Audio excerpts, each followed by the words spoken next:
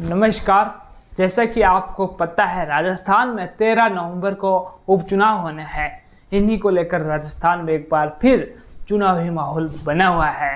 राजस्थान वासियों की निगाहें इन 7 विधानसभा सीटों पर टिकी हुई हैं। सभी इंतजार कर रहे हैं चुनाव का कि यहाँ पर क्या परिणाम आने वाला है, कौन सी पार्टी जीतने वाली है, कौन सा नेता जीतने वाला है। इसी बीच एक नई खबर निकल के सामने आई है खुफिया सूत्र से कि कांग्रेस पार्टी ने जो टिकट वितरण किया है उनमें राजस्थान के पूर्व डिप्टी सीएम सचिन पायलट अपनी नहीं चला पाए। सचिन पायलट जिसे चाहते थे उसे टिकट नहीं दिला पाए। यानी कि सीधे तौर पर यह कहे कि राजस्थान के सबसे लोकप्रिय नेता, चाहे बीजेपी हो या फिर आरएलपी हो या फिर कांग्रेस हो, इन सभी नेताओं को मिलाकर इनमें सबसे ज़्यादा अगर लोकप्रिय नेता है तो सचिन पायलट है। सचिन पायलट को राजस्थान के ही नहीं बल्कि पूरे देश का लोकप्रिय नेता भी माना जाता है। कांग्रेस पार्टी में गांधी परिवार के बाद सबसे ज़्यादा जिस नेता की डिमांड होती है वो है सचिन पायलट। उसको ही इस उपचुनाव में टिकट वितरण नहीं करने दिए। वो चाहते थे, उन्हें टिकट नहीं दिला पाए।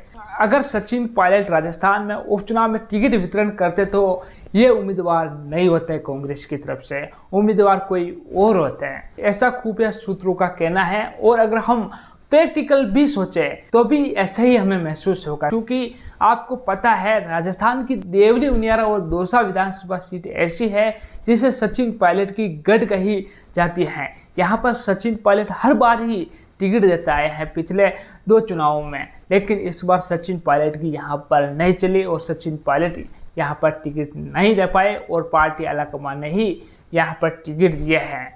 अगर सचिन पायलट यहाँ पर टिकट देते हैं तो शायद ये उम्मीदवार नहीं होते। सचिन पायलट का इन दोनों ही विधानसभा क्षेत्र में बहुत ही ज़्यादा प्रभाव देखने को मिलता आया है।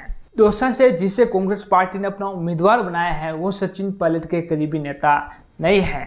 वहीं अगर देवली उनियारा की बात करें, ऋषि बेरवा, उसको लेकर तो कुछ लोगों का कहना है कि वो सचिन पायलट गुट से नेता है, लेकिन मुझे नहीं लगता वो सचिन पायलट गुट से नेता है, क्योंकि मैंने आज से पहले ऐसा कभी नहीं सुना है। और अगर हम झुंझुनू की बात करें, वहाँ पर भी सचिन पायलट का बहुत ही ज़्यादा प्रभाव देखने को मिलता है। वहाँ पर तो ब्रजेंद्र सिंह ओला के बेटे को टिकट मिला है, क्योंकि पार्टी आलाकमान को पता है वहाँ पर अगर ओला परिवार में से टिकट नहीं दिया गया तो ये सीट गंवानी पड़ सकती है। इससे ये साबित होता है कि सचिन पायलट के जो गुट के नेता है उन्हें टिकट नहीं दिया गया। अगर दौसा से सचिन पायलट टिकट देते हैं, सचिन पायलट की भूमिका रहती है टिकट वितरण करने में, तो शायद मुरारीलाल मीणा के परिवार में से ही टिकट दिया जाता।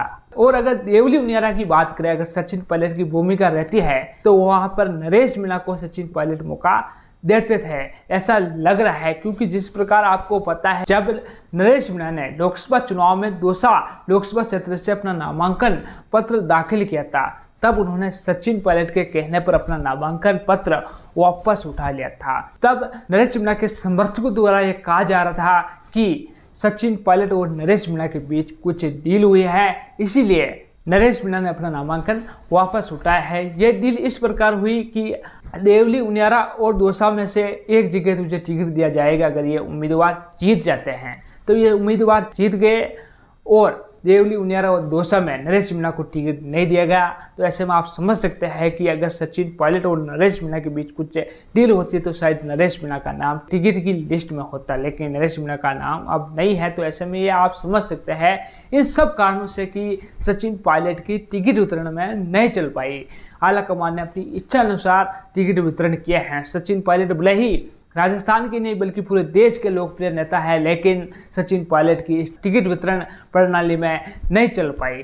यह सीधे तौर पर हम कह सकते हैं, अगर सचिन पायलट की टिकट वितरण में चलती तो शायद इनमें से कांग्रेस पार्टी के उम्मीदवार कुछ तो होते और कुछ और होते। तो साथियों, आपको क्या लगता है, क्या सचिन पायलट की टिकट वितरण में नहीं चल पाई या चल पाई? कमेंट सेक्शन में जरूर लिखें। और आपने अभी तक हमारा चैनल सब्सक्राइब नहीं किया तो जल्दी सब्सक्राइब कर दो, बेल आइकन को दबा दे, इस वीडियो को ज़्यादा से ज़्यादा लोगों के साथ शेयर करें। धन्यवाद।